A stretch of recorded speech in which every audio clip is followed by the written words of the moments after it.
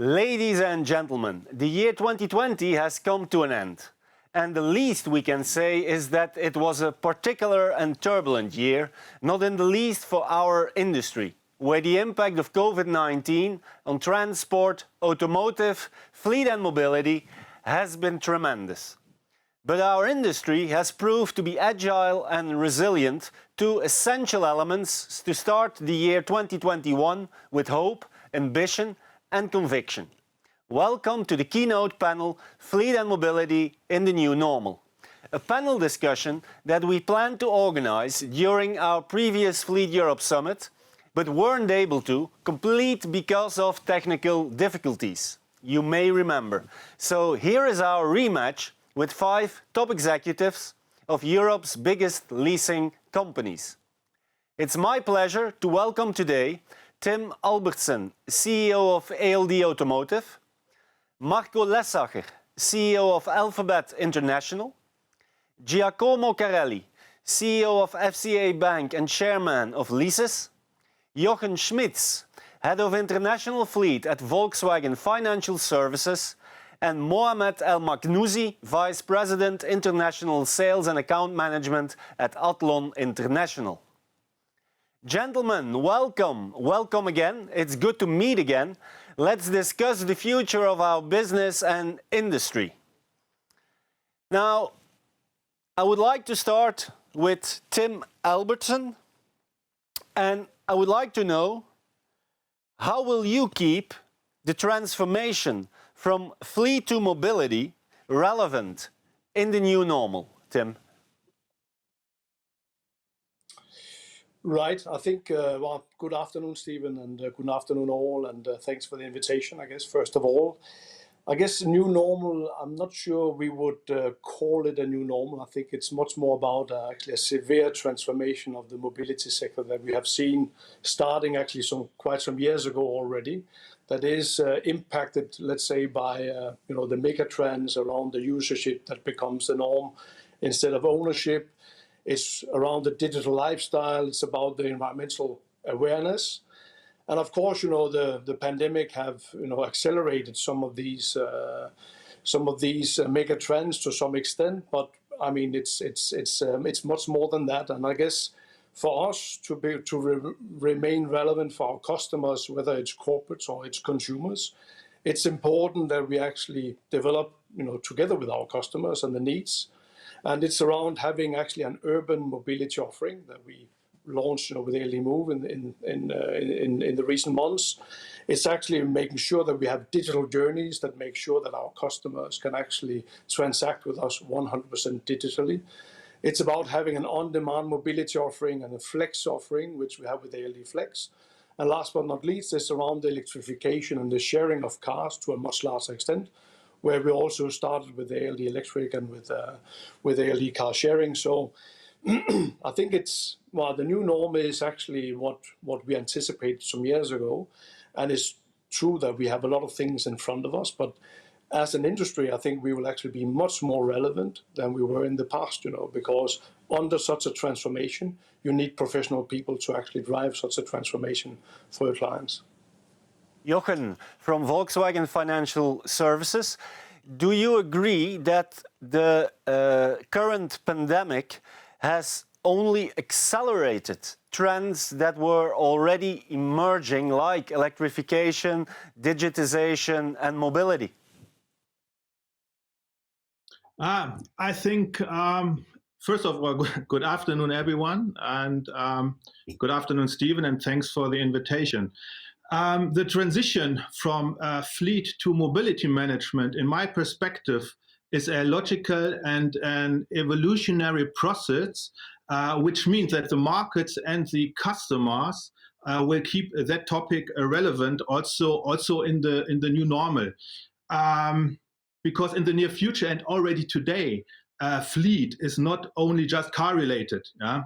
And from my perspective, the transition towards mobility management with mobility as a service, mobility budget handling, last mile solution, etc., you name it, is started before the COVID-19 pandemic occurs, and it has even accelerated due to the current situation. So to give you an answer to that question, it is even more relevant today and tomorrow than it was before.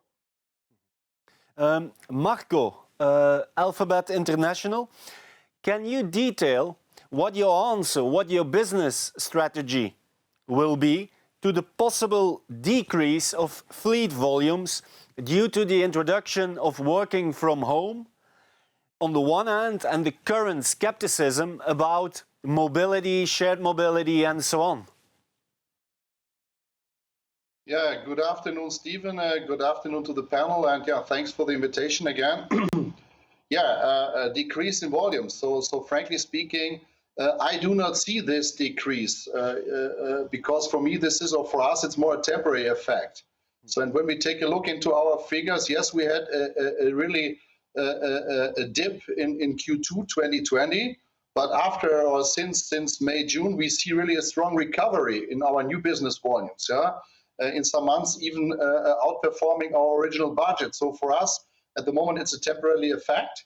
So, and yes, what you stated, and also Tim said at the beginning, we have some change in our habits. So meaning more video conferencing, less business trips. That has an impact also on the mileage. So this is what we see at the moment. But on the other hand, also, we try to have the right offers in place, meaning extension of leasing contracts and so on and so forth. And I also see for 2020 this more as an effect out of the massive consequences of COVID-19, where we see from an OEM perspective, production stops. We had a lot of issues with logistics. The dealers were closed, and this is the main effect. What I see for the future, so also now having in mind that the vaccine is coming, I would say, well, I guess the situation will be stabilized, and we will come back to the old volumes. One thing, and on the other hand, there still is a need and a request for individual mobility, because also from a hygienic perspective, new habits, so people ask for individual solutions. This also forces maybe more also the request for cars. So there is a need for cars, there will be a need for cars, and I also expect the mileage to come back on the old level. Okay. Mohamed, Mo from Athlon. How is Athlon going to cope in terms of its strategy with a trend that is probably going to stay around working from home? More and more people that are now already working from home are not going to give that principle up when we are having the vaccine. So what will be the answer of Athlon in terms of their business strategy? Good afternoon, Stephen. Good afternoon, panel. Thank you very much for the invitation also from my side. To answer that question, Stephen, it's all about relevance to our customers. Indeed, there will be a new normal in between brackets as of, at least that's the expectation as of next year. But we as Athlon are convinced that we have the right product offering in place and the right services in order to go through that transition with our customers. Whether indeed people will start traveling again or not, I think that is a question to be answered later. But it's for sure that there will be indeed a decrease, a decline in the mileages that will be driven as of next year. And therefore, we as Athlon, we prepare ourselves, and we did already in the past. And as I mentioned by one of the colleagues, the COVID-19 crisis is indeed an accelerator to a lot of mobility initiatives which took place in the past, and now we see that they are in a kind of a speed lane to be implemented very quickly. So I'm convinced that we as Athlon that we can serve our customers in the best way possible in order to go through that transition indeed from finding a balance between home office and going to the office. Absolutely. Mo, do you think that 2021 could also be the year of increased cost cutting in indirect benefits and procurement services like fleet to accelerate business recovery within companies? And how are you going to deal with that? That is a valid question, Stephen. I don't have the crystal ball to answer that question whether it will take place or not.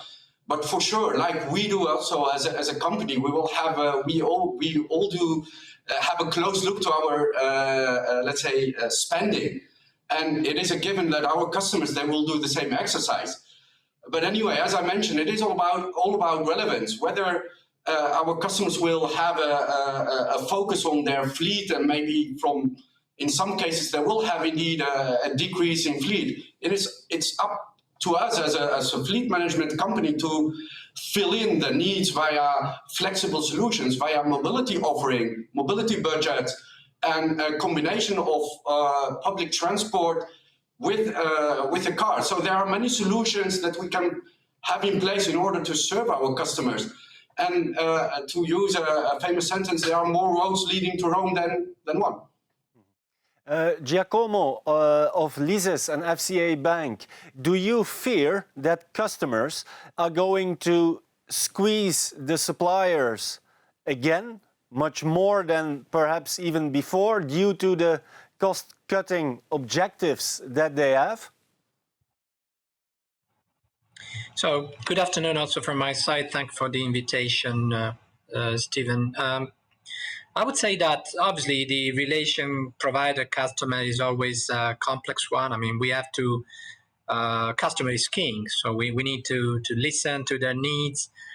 I would say that there will always be a lot of discussion concerning prices, but I think more and more discussions should converge into the optimization of the fleet usage. So I'm thinking, for instance, of alternative ways of providing our services, not only long-term rental, maybe short, medium-term rental, subscriptions. I'm thinking of corporate car sharing. So indeed, we feel there's going to be not necessarily a cutting in cost or cutting in spending, but more kind of an optimization. And obviously, we will discuss with the customer as we usually do. Tim, you have been launching with ALD quite some new initiatives regarding flexible mobility and also the flexible leasing contract, let's say. What is your vision on the possible attention from customers to the cost side of things in 2021? Well, I think, I mean, customers is covering, I guess, quite a wide range of different companies and customers. I think there is potentially two types of customers today. There's the ones who are very heavily impacted by the COVID crisis and eventually have to look for cost cutting wherever they can. And then I think, there is actually quite a few of the customers, at least that we are serving, that do not necessarily see a strong, let's say, decline of their businesses. And, we have our customer advisory board where we meet with them quite often. And obviously, they are not looking at actually downsizing, and they're not looking at actually changing a lot of their habits. They do anticipate us to provide them with more services going forward. And one of them is the flexible product that we launched. And you could say the ALD Flex that we launched back in June was, to some extent, a kind of a defensive thing to actually use or get our used cars out and get some revenues rather than have them standing around on our parking lots. And it worked really well, but it was a product we have been actually anticipating to put in place for quite some while. We have had a flex product in Spain for 3 years, where we bought a company there, and it's very complementary to what we are doing, actually. It's not a cannibalization of our existing business, but much more actually a complementary offering. And of course, in times of let's say, remote working and in a pandemic where people do not necessarily want to get into public transportation, that has been a very good product, actually, that a lot of our corporate clients have said, that's great. We actually have employees who typically maybe even opted out of the company car schemes who wanted to get back in, but not necessarily with a new car for 36 months, but for a used car of 6 or 12 months. So I think on Flex we have seen, first of all, that we are actually covering a new demand from our customers, and it's very complementary to what we're doing, and that we see that as a real lever to do more for our customers, and then maybe coming back to to Giacomo's let's say point that it's not all the customers who are asking for discounts. So there's customers who actually want us to provide more and be, let's say, more broad in the way we serve them. And I think that's one of the products we expect to keep on pushing going forward. Marco, how far can you go in responding to customers' needs when it comes to flexibility? Yeah, I just can echo what Tim said before. So flexibility, yes, this is a topic, and this is nothing that we have to do as of today. So we have to be flexible also in the past. So this is nothing new to us. So from a flexibility perspective, since many years, we offer car sharing solutions. We have our Alpha Rent product in place. Also now in these times where customers also need to have solutions here for in the current situation, what Tim also said about costs. So we do not see at the moment that customers come and say, please reduce the conditions or the cost. They say, well, give us solutions here for in the current situation. Yeah? And there I think we have a lot of offers in place. And what I have to say, there is not one offer that fits across Europe. So we have offers that are really different across the markets in Europe. They are different from Germany to the UK, to Spain, also to Eastern Europe. So the customers are also different here.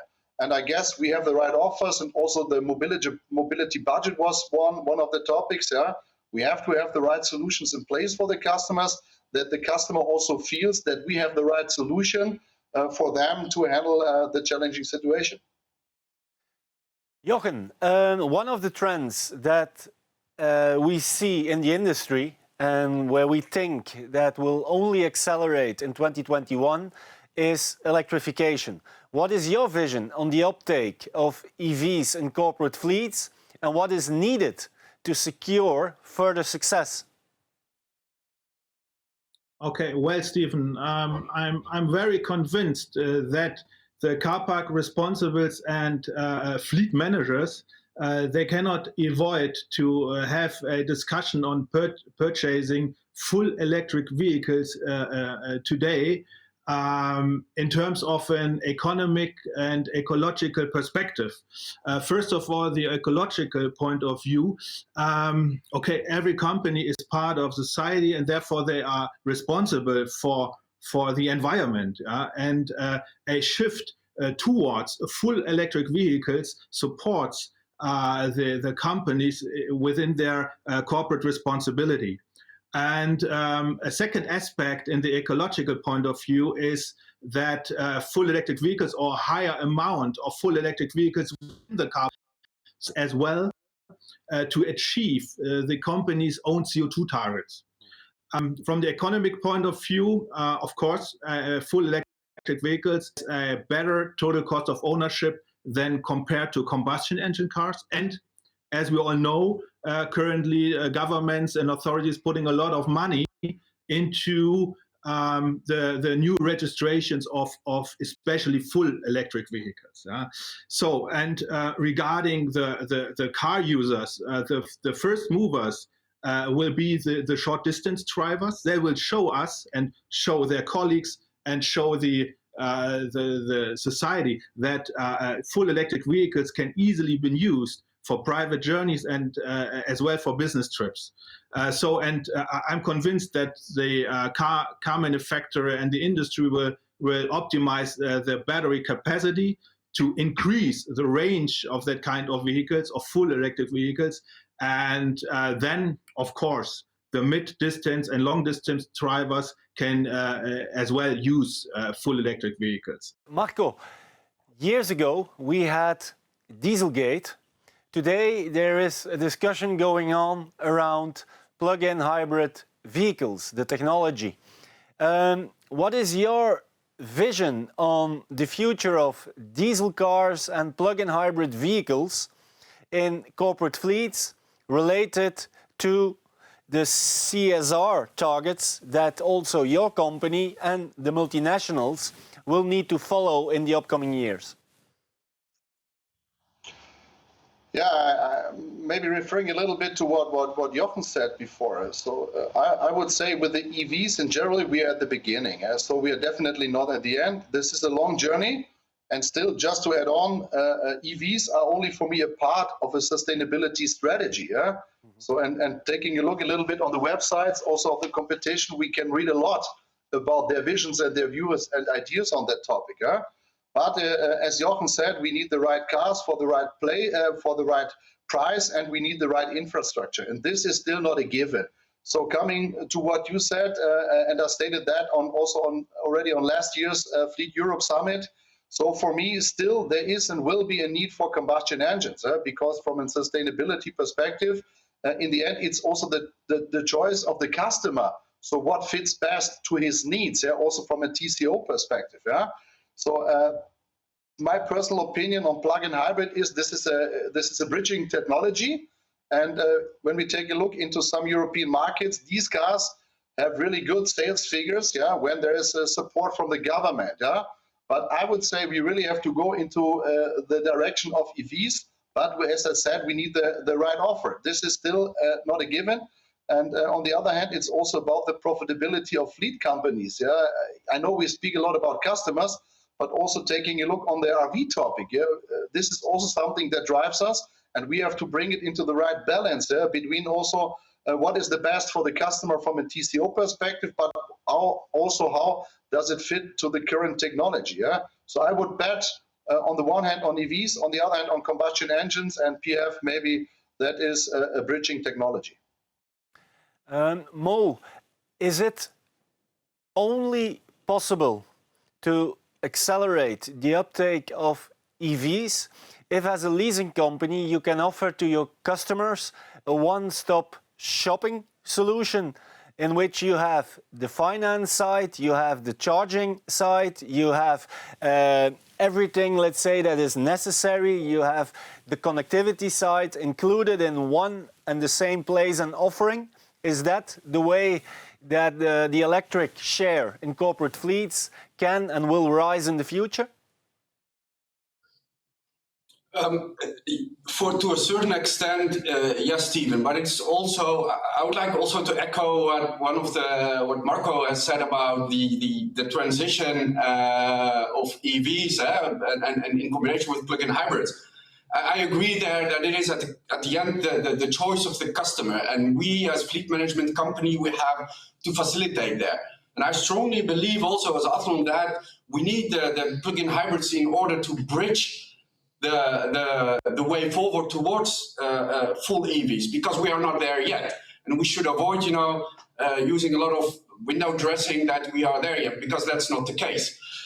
Coming back to your question, that is our role as fleet management company, indeed, to unburden our customers. So also in this case, if we want to accelerate that transition indeed towards EVs, towards zero low emission mobility, then it is up to us indeed as a leasing company to offer a one-stop shopping concept for our customers. Giacomo, let's talk a little bit about a second trend that we are seeing, and that is everything related to connectivity. How does connectivity change your offering and the efficiency of your fleet and mobility management service?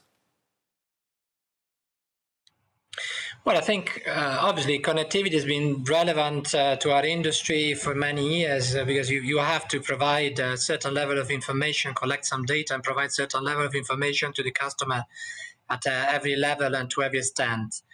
Today, what we see compared with the past is the fact that also OEMs are investing heavily in connected vehicles. So the technology that we used to benefit from some years ago has now improved a lot, and this is obviously to the benefit and to the advantage of our customers. In principle, a company like ours provide fleet managers with digital tools to monitor their contracts, the level of usage of fleet and the maintenance, etc. Then some of the companies provide corporate cash sharing or automatic or online calculators in order to make your own quotes. I think that the name of the game tomorrow is to integrate into a single app all of these services in order to make life of both fleet managers and the users simpler.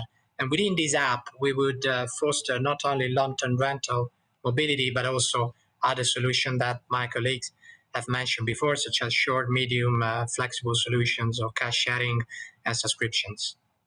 Is it a goal, Giacomo, that in the near future every new fleet car that is ordered with FCA Bank and with Leasys is equipped with a connected telematics system? It is a fact. In essence, this is happening today already, and I don't think it's only the case of Leasys. It's pretty much a standard in the industry. What I would say is that the goal is to provide the best possible to the customer, so to keep on improving and put more and more technology in the tools we provide, both inside the car and inside the mobility solution. Tim, do you think that we need to talk not anymore about the corporate fleet manager, but about the corporate fleet data manager? Well, I guess you can you can give let's say that position many different names. I guess we talked also about at some point whether it's a mobility manager, and I think the question about data is interesting in the way if you can monetize the data. And I think we've been working with our connected car platform for 3 years, and to be very honest, in terms of bringing a product to the market that the customer wants to pay for is very difficult unless you are a distribution company or where you want to know exactly where your drivers are driving around. So nobody wants to pay 6, 8, 10 euros a month for understanding whether drivers are doing harsh driving or hard acceleration and stuff like that. That seems to be a fact of life. So I think what we have done now is we turn it a bit around, and we have produced a few use cases mainly around insurance. We actually have live in the UK and Italy, where we have seen a substantial decrease in the incidents when you actually connect the car and where you actually follow up on the data. And it means, that you can actually start equipping the car and take the data out of the car, and you don't have to charge the customer because there is actually a win-win situation. We actually can make a better margin on our insurance, and the customer will actually have a discount on the insurance as well. So these kind of use cases are very interesting, and that's the way you should use data for, I guess, going forward.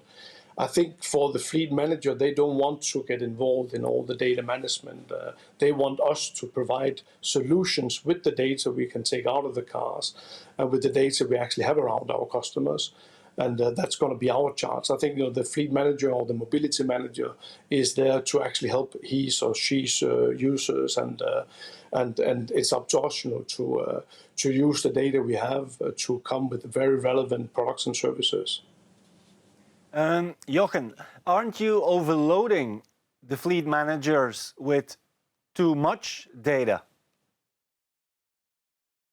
Oh, well, yes, it's a good question. I guess important is not only gathering data and reporting data. I think the crucial point is what to do with kind of collecting data. So the industry is now in a lucky position to get data out of the cars via the OCUs, out of the cars and towards connectivity. But the industry has to develop relevant products towards the customers. And therefore, we have to listen to our customers, and we have to discuss it really in depth, what is needed, and what are the right products in the right time, in the right place. Because just data gathering for self-purpose makes no sense. We have to establish and develop clever and relevant products out of this big data. Mo, let's talk a little bit about the transformation to mobility management.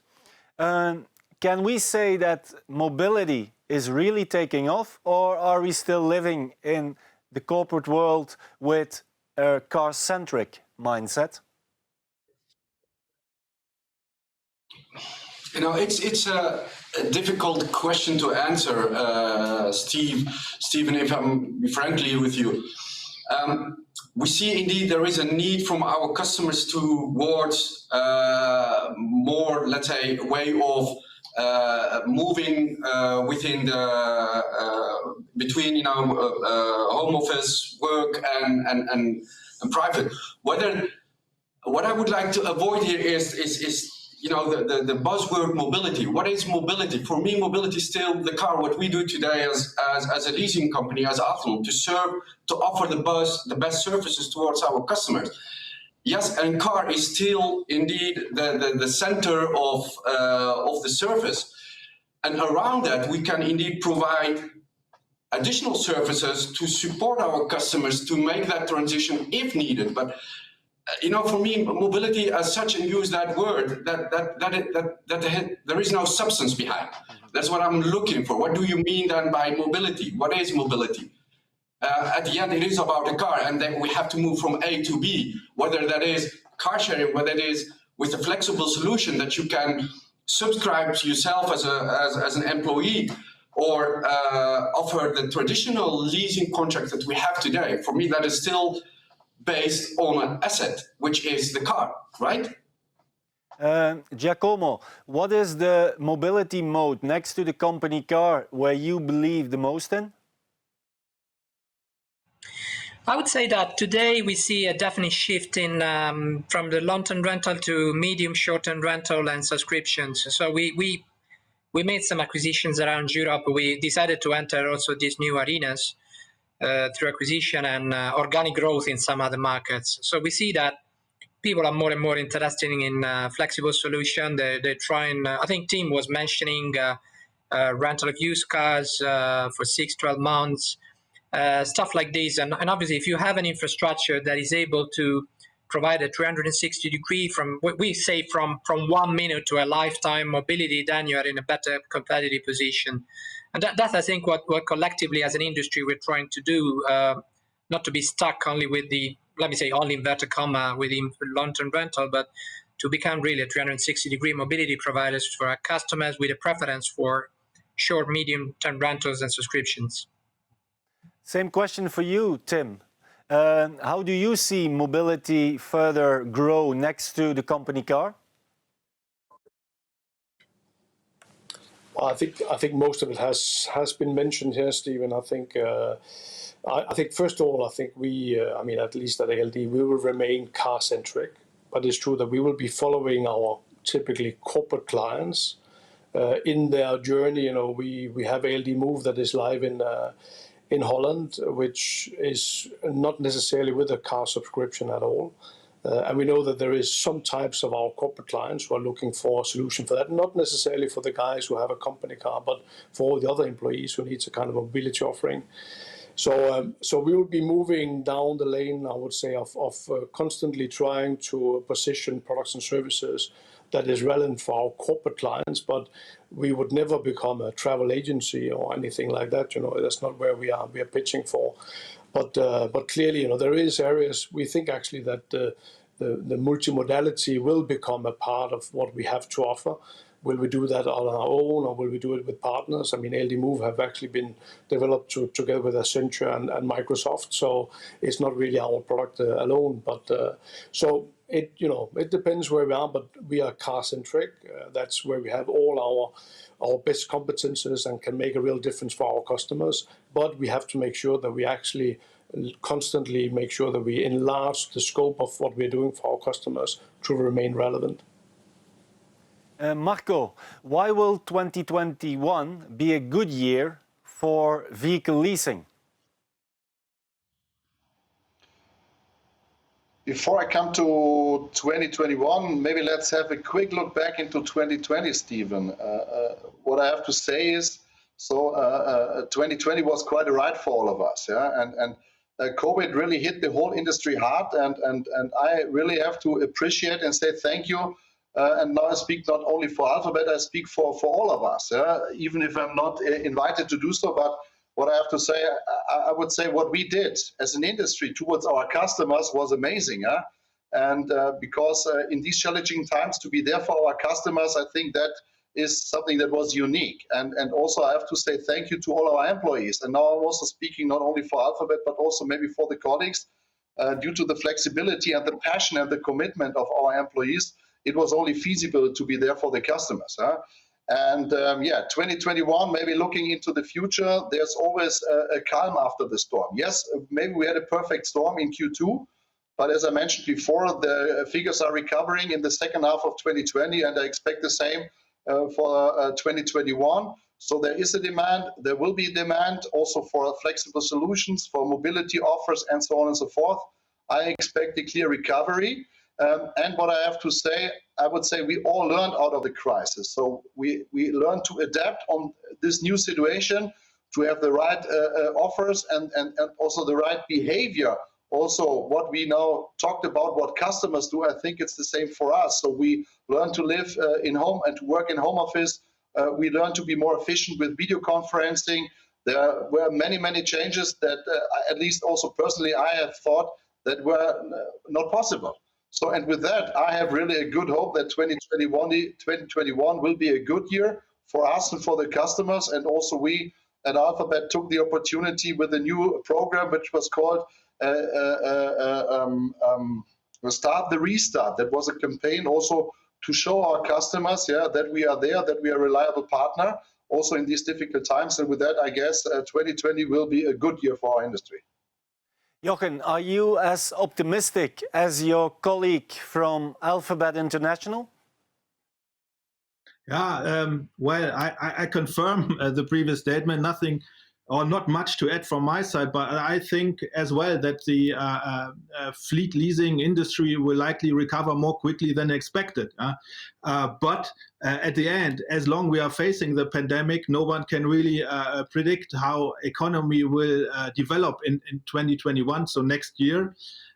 We as Volkswagen Financial Service, we feel very, very well prepared for next year because we are investing and developing a lot into the fleet business, because fleet is one of our strategic growth fields, and we are putting a lot of effort currently in digital tools and digitization in general.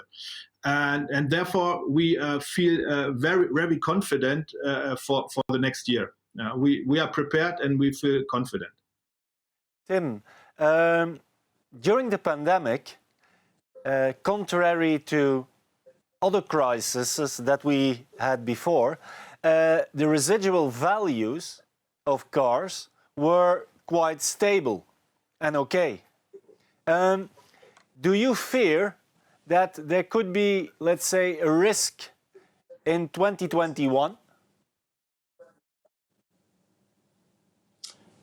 On residuals? Yes. Well, I think this crisis have actually been quite different to the other ones. If you look at 2008 and 9, there was a big hit on residuals those days, and I mean the whole economic system basically stopped. And it took quite some while for the market to recover. It took, I think, 12 to 18 months before you started seeing, a return to a bit of normal levels. If you take the diesel scandal, I guess that was at its height at 17, 18, 19, was, impacting, I guess, the diesel residuals and residuals in general, and was quite long as well. This one has been very short.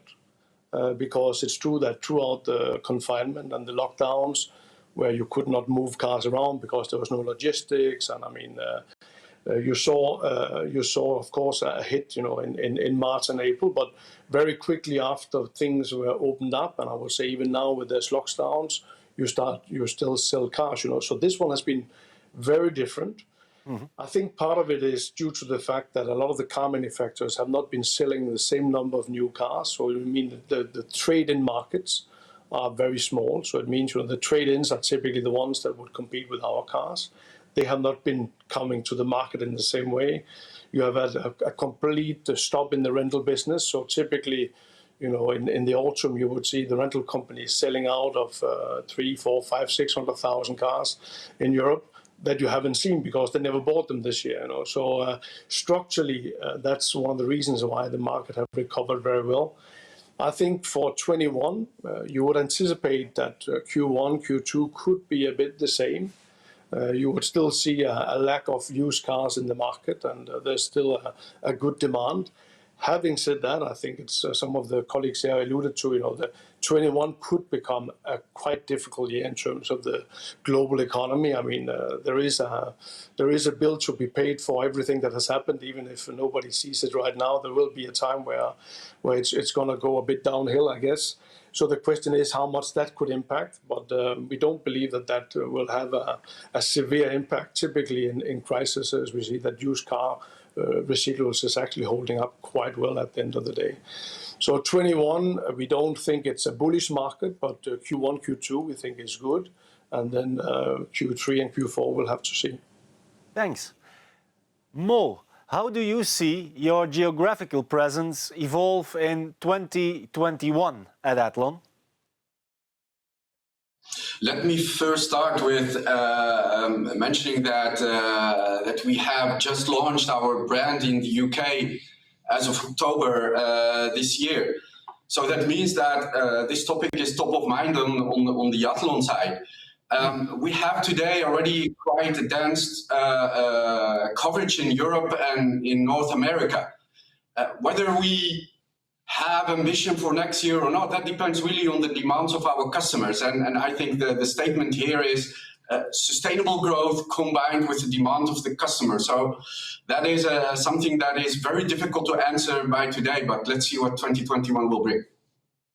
Marco, you recently concluded some interesting partnerships with Alphabet International. I think you have new partner in Australia, New Zealand. That is, of course, not in Europe.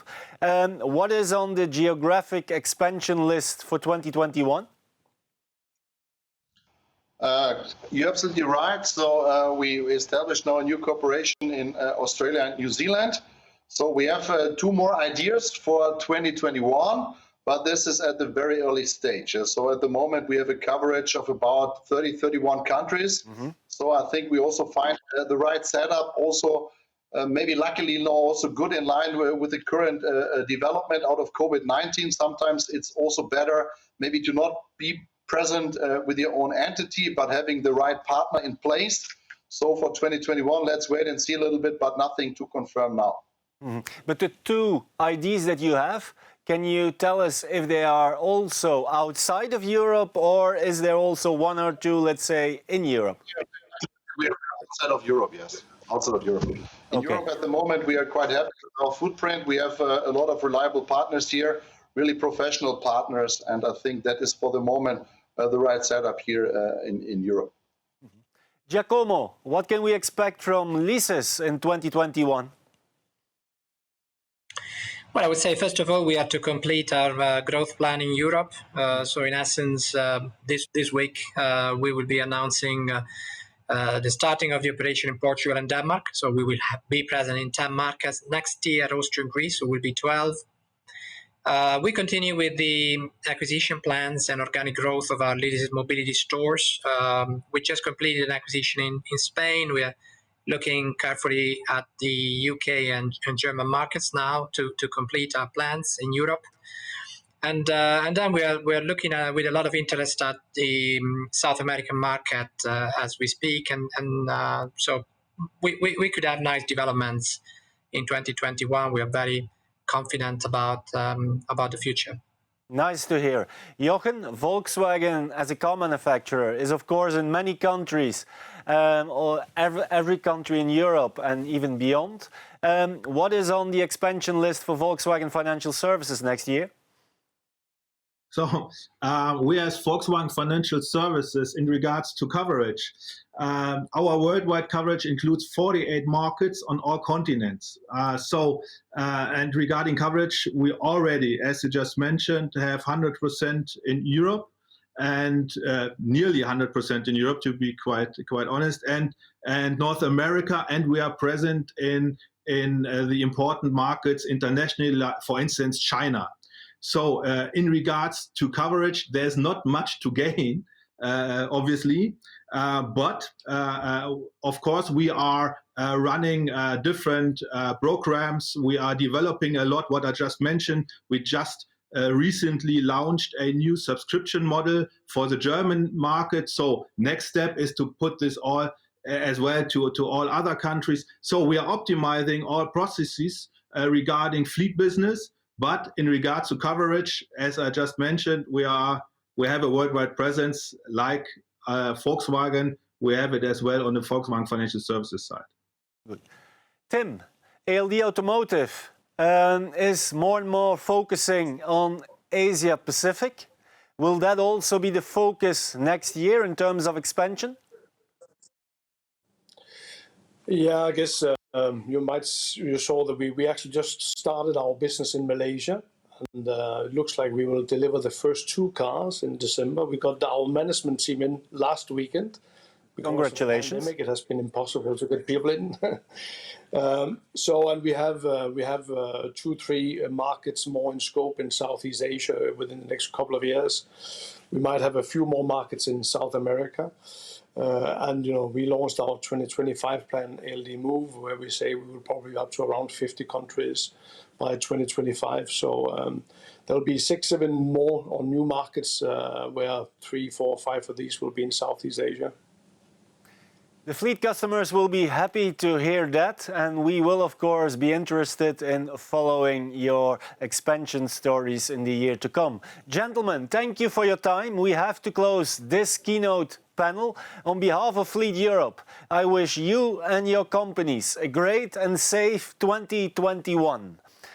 Ladies and gentlemen, also to you, your colleagues and relatives, a safe and successful 2021, a year that is more promising, more dynamic and more fun than the year we just lived through. And don't forget, keep your head high and also your ambitions. Bye-bye.